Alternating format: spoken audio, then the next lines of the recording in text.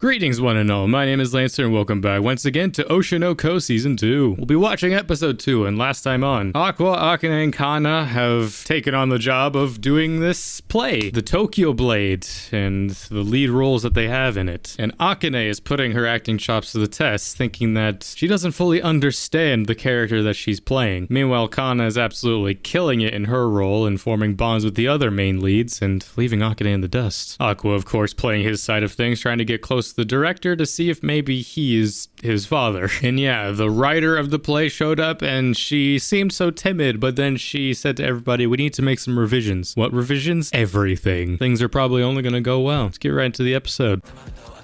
I feel like this opening's gonna grow on me.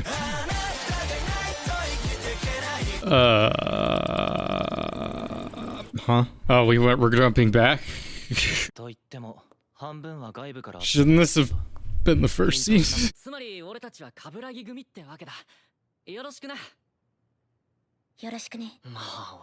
I got faith in this guy. I think he'll become a good actor.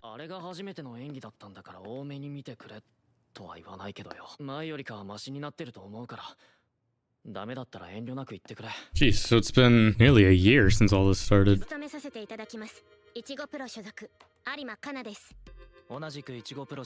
So they've already gotten the part. Was there no like audition? Well, I mean, from last season, I took it that they just straight up were like, I want this person as this. Typecasted, I guess, but in a weird way.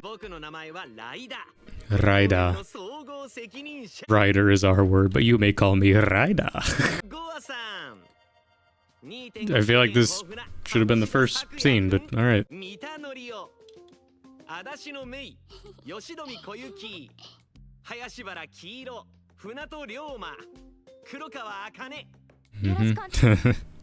God, the eyes, man. They're just gonna cave his head in. Classic case. The best actor here, but he's so just like, ugh, because he's not on. Cold reads.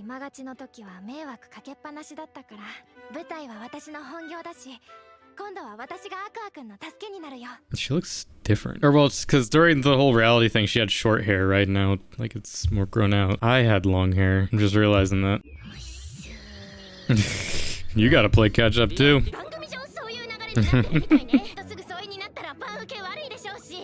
Gotta activate the Sunsun. It's kind of funny how the two sides of them. It's like Akane's trying to catch up to Kana in terms of acting and whatnot, but Kana's trying to catch up to Akane in terms of relation with Aqua, though I feel like she's got more on her than she realizes.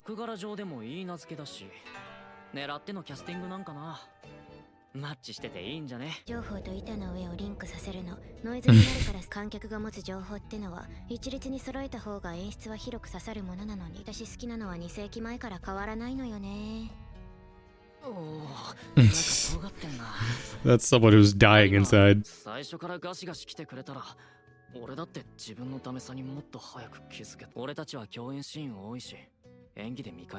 Nice fox turtleneck.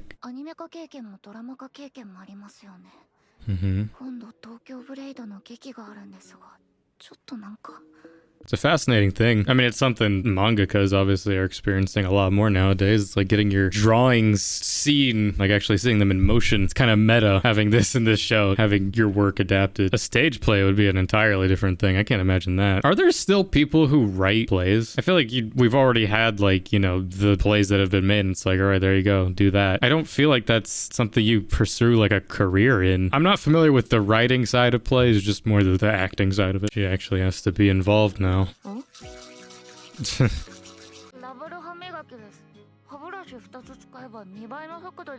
So efficient.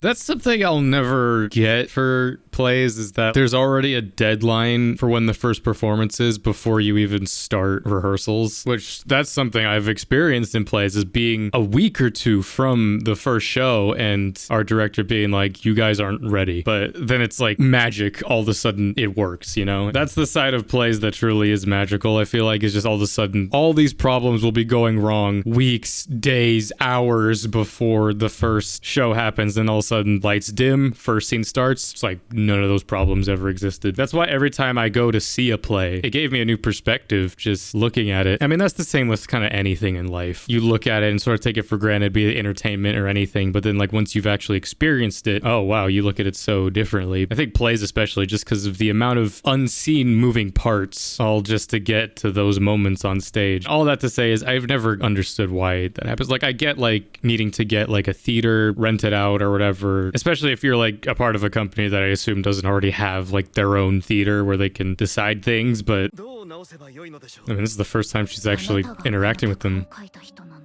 本当に東京ブレード読んでくれてますか？もちろん読ませていただいてます。読んだ上でこれなんですか？あなたが開けてくる脚本。Her true personality showing now. キャラを変えるのは無礼だと思いませんか？うちの子たちはこんなバカじゃないんですけど。My children. どれだけ言っても治ってないんですよ。私が舐められてるだけなのかなと思ってたら、ちゃんと原作読んだ上でこれって言うなら、この人ちょっと。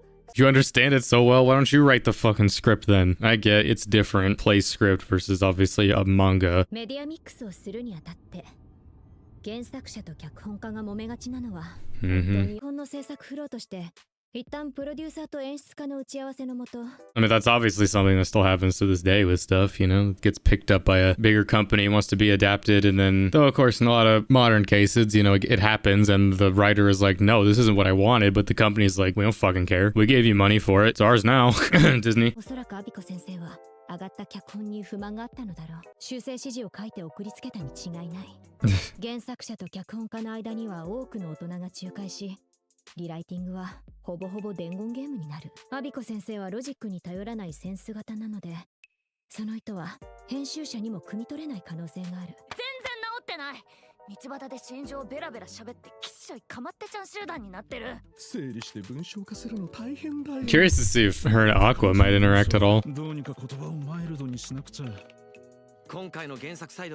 I weirdly have faith in her though. Like I feel like it's gonna turn out better. I mean, it's her creation.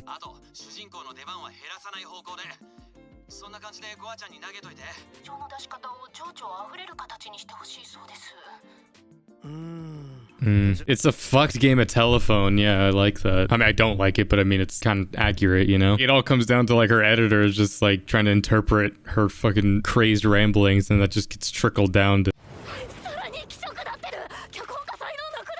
役者さんが動いてるところを見れば納得してもらえるはずと言っているので。本当に実物見たら良くなってるんですね。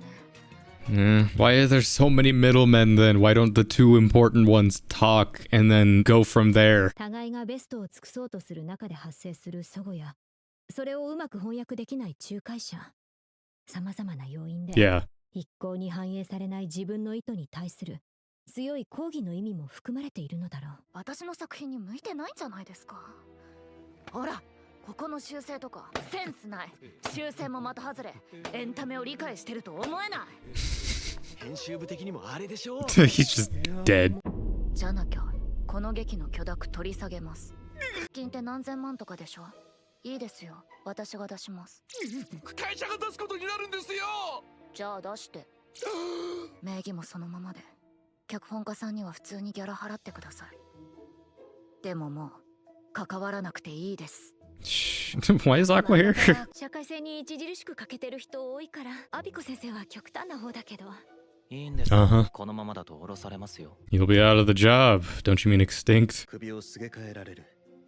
こんなのはね、よくあることなんだ。原作者の趣味と少し違えば憎まれ嫌われ、つまらなかったら If it all goes wrong, it's your fault, and that's it. So fucked up. 作品として成立するように作らなくちゃいけない。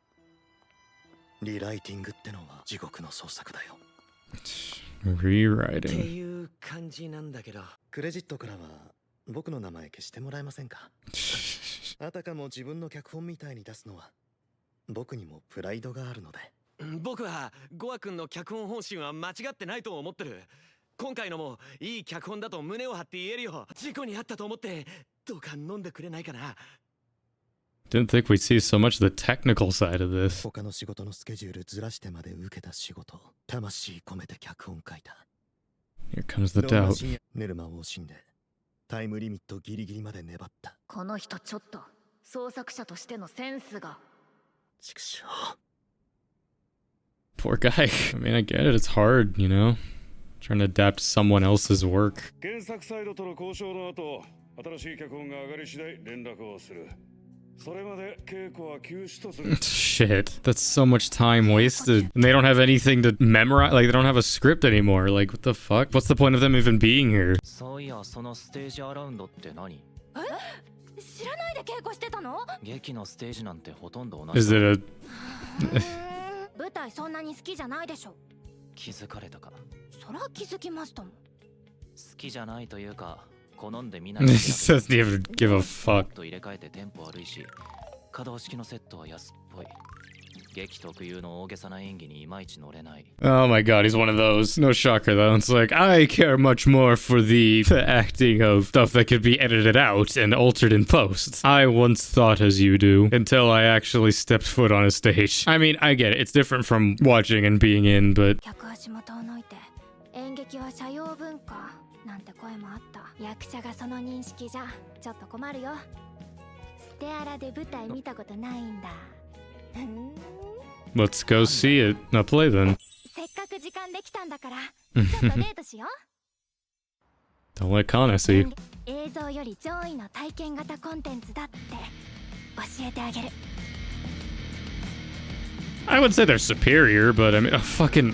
Well, that was episode 2 of season 2 of Oshi No Ko. I wouldn't say that one is necessarily superior to the other, stage or film. They're different forms of media, you know? Different forms of theatrics. But there is something, you know, about actually physically being there with the actors. I missed season 1's ending of these episodes where you had the...